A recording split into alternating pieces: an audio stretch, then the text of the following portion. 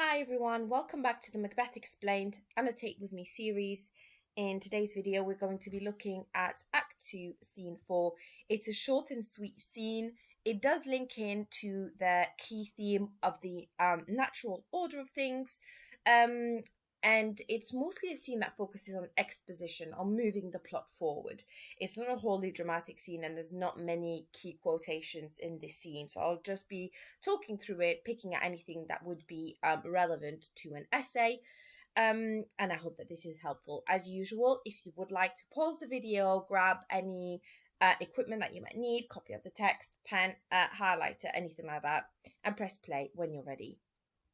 Scene 4, outside Macbeth's castle. So this is after the events described in the last scene.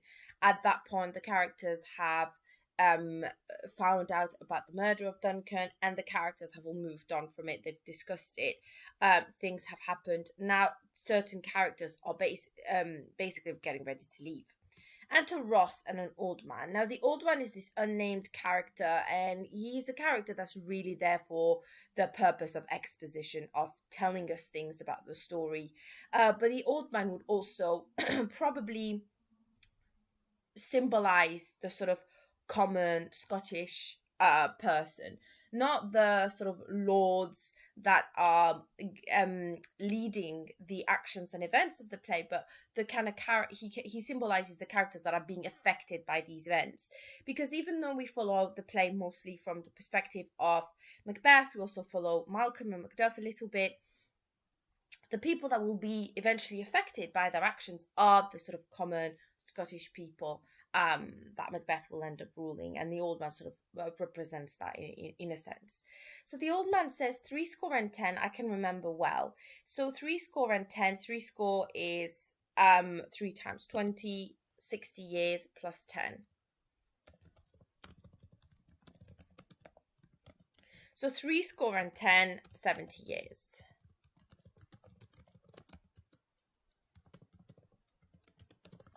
So he's saying, I can remember well 70 years, within the volume of which time have been hours dreadful and things strange. So over the last 70 years, I can remember them well. Many strange and dreadful things have happened. But this sore night hath trifled former knowings. But this night has made any other of my memories nothing in comparison. So this night is the most dreadful and strange that he can remember in 70 years.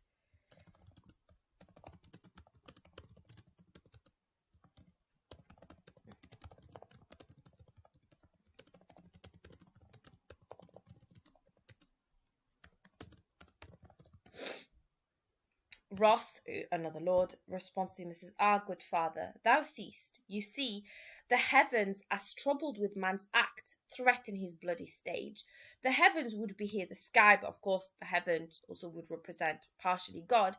He's saying it's almost as if the sky, as if troubled by man's acts, as if troubled by the things that are happening on earth, are threatening the stage under the sky, so the earth. He's basically saying it's almost as if the skies like horrified with what's been going on in the human world and are threatening them with storms.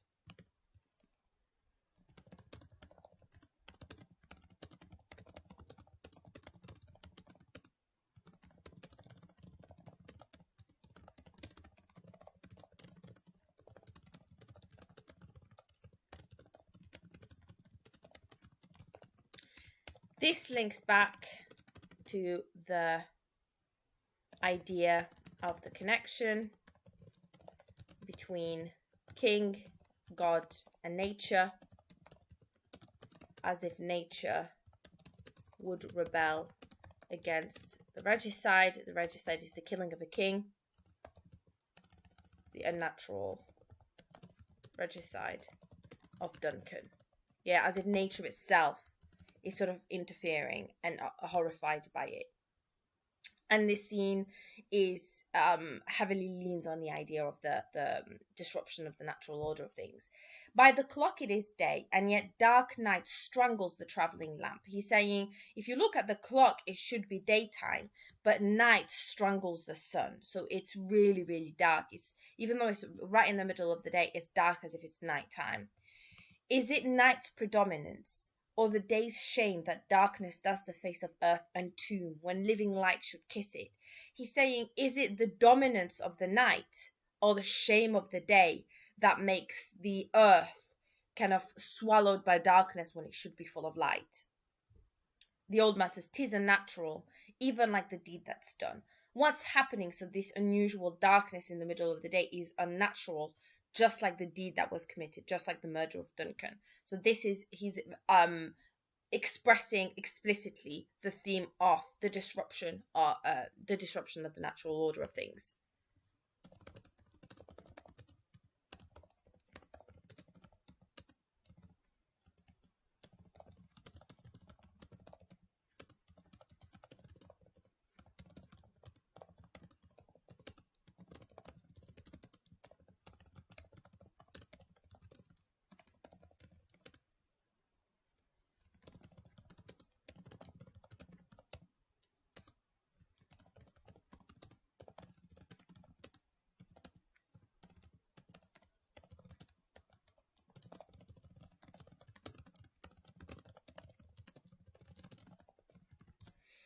And everything that's going to be said in the next following lines is going to link back to this idea of the disruption of the natural order of things.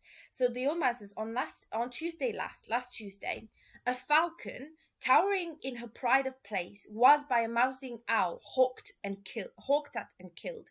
He's saying last Tuesday. See, now they're giving examples of things that have happened that are sort of against the natural order. And here he's describing a falcon towering in her pride of place. So towering, the falcon would either be in a high place or flying really, really high. The falcon was caught and killed by an owl. An owl would normally hunt mice. So in the sort of ladder or sort of pyramid of dominance in the sort of bird kingdom, the owl wouldn't hunt the falcon. The falcon might hunt smaller birds, but the owl would hunt mice.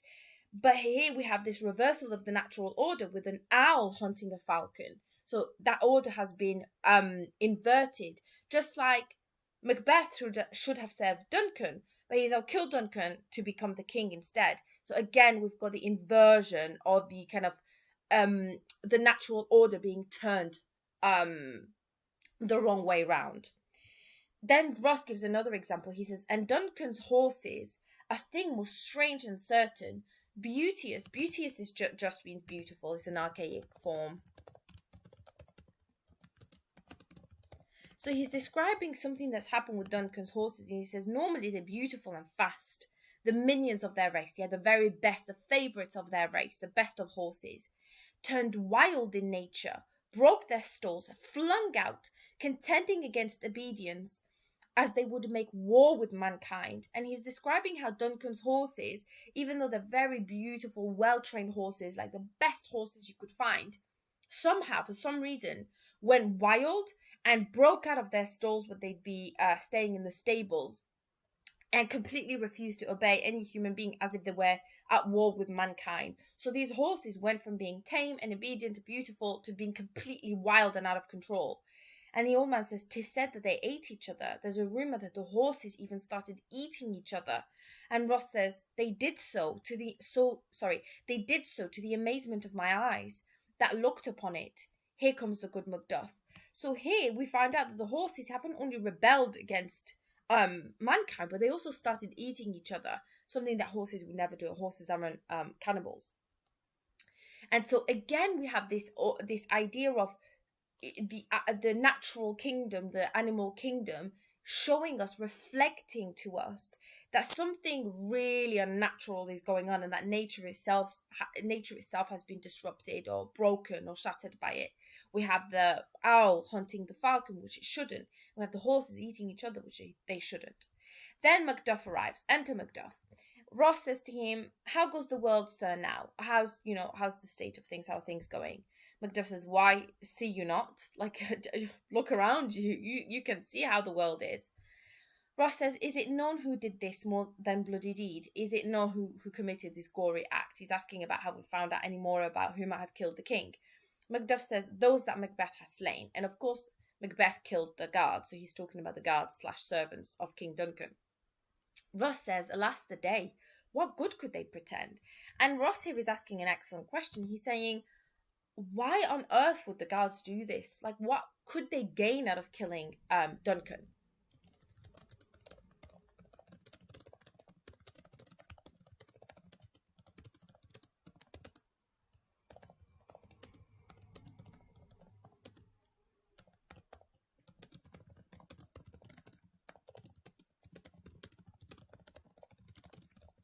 Yeah, it seems to him like, well, what good could they get out of it? Which is an excellent point. And Macduff says they were suborned. Malcolm and Donalbain, the king's two sons, are stolen away and fled, which puts upon them suspicion of the deed. He's saying they were probably paid to do so. And since Malcolm and Donalbain literally fled right after the murder of the king, they ran away.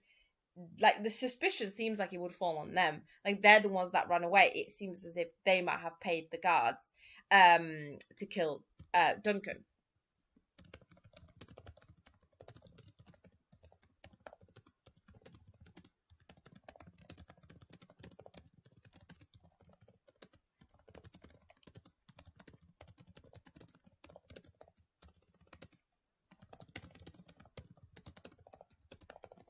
Some people think maybe they're the ones that paid the guards to do it.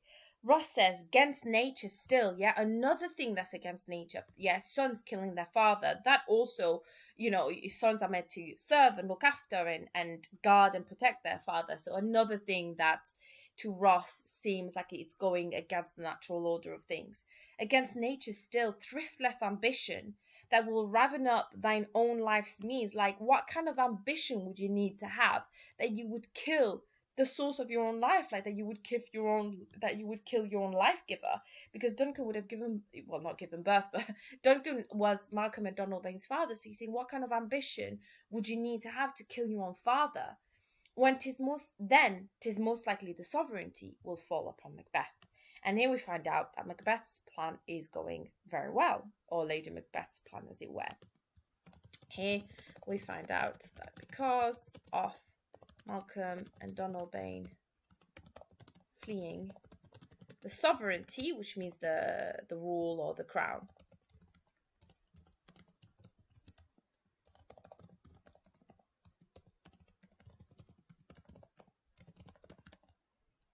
will go to Macbeth. So Macbeth will be pronounced king. And Macduff says he's already named. Yeah, he's already been named king. And gone to Scone to be invested. And Scone would have been the place where kings would be crowned.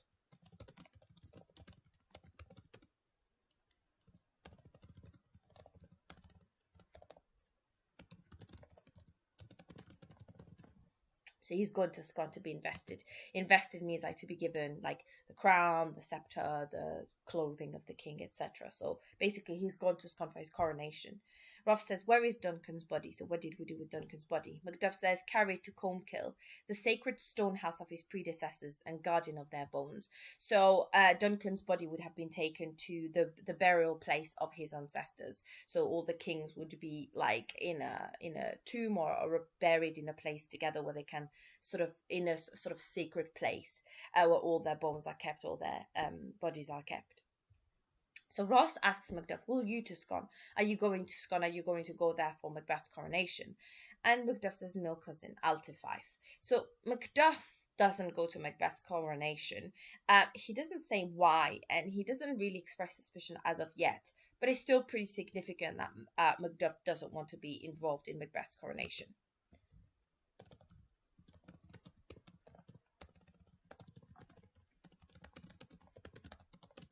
Yeah, Fife is the place that he rules, so he decides to go home instead of going to Macbeth's coronation.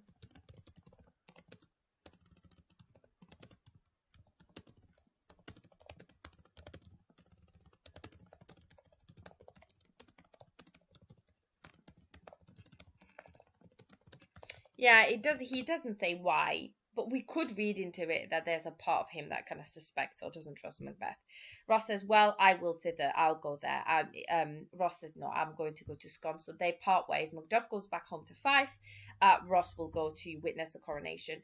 Macduff says, "Well, may you see things well done there. Let's hope that things go well once you go to Scone."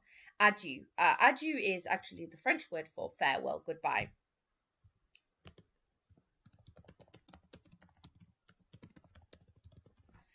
Lest our old robes sit easier than our new. He's saying, that our let's hope that our old clothes, our old robes, don't fit us better than our new clothes. And what he's saying here, this is a metaphor. The old robes would represent Duncan, the new robes would represent Macbeth, the new king. And he's saying, let's hope that these new robes, let's hope that the new king is a good king. Let's hope that we don't end up regretting, losing Duncan. So he wants Macbeth to do a good job. He's saying, let's hope that, things don't go worse from here. So I'll do a brief explanation of the metaphor here. You might not want to use it, but it is a good quote for the contrast between the fear that would come from Macbeth replacing Duncan in appearances versus reality, clothing as well. There's a lot of clothing metaphors in Macbeth. Okay, metaphor. The old robes represent the former king, Duncan. New robes would represent new king, Macbeth.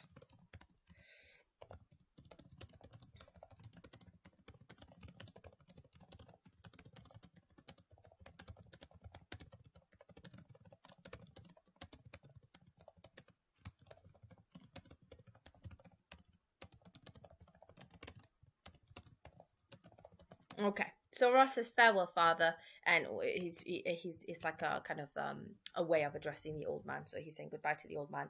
The old man says, "God's benison go with you." Benison means blessing. Again, a French word there. So may God's blessing go with you. He blesses them, and with those, and may God's blessing go with you, Ross and Macduff, and may God's blessing go with those that would make good of bad and friends of foes. He's blessing anyone that would turn bad things into good things, that would make good out of bad and would make friends out of foes. Foes means enemies. So again here we have this language of inversion or reversal. If you remember, fair is foul and foul is fair. This idea of like good things becoming bad and bad things becoming good. In this case, he's reversing that. He's saying he blesses people that turn bad situation into good things, and foes into friends, that turn their enemies into friends. And this is, of course, the opposite of what Macbeth does.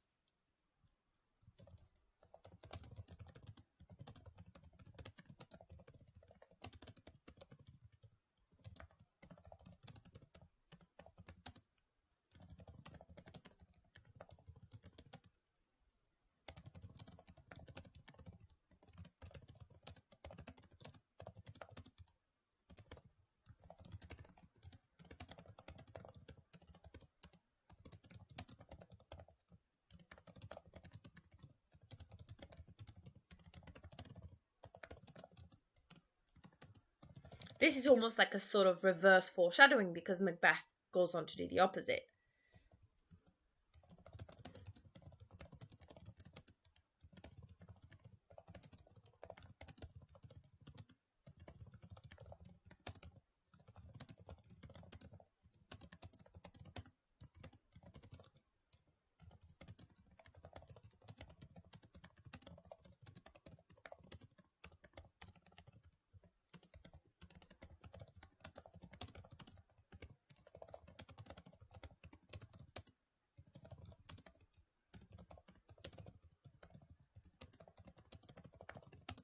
Yeah, so here he's blessing people that are doing the right thing. Macbeth is going to do the opposite of that. Macbeth is the opposite of blessed. He's very much cursed, a cursed character. And they all leave, and this brings us to the end of Act 2. So Act 2 is very much a transitional act. It kind of sees us sees the characters deal with the murder of Duncan, what happens next. And we're going to start Act 3 with Macbeth, newly crowned king. And you'd think that things have gone according to plan, things will now go well for Macbeth, but of course they very much don't. And so I hope that you join me for the next video where we'll be starting Act 3. I hope that I helped clarify Act 2, that these videos have been helpful. As usual, if you have any questions about this scene, this act, the play as a whole, characters, themes, anything at all, please feel free to ask in the comments, and I will make sure I respond as soon as possible. And I hope to see you all in the next video.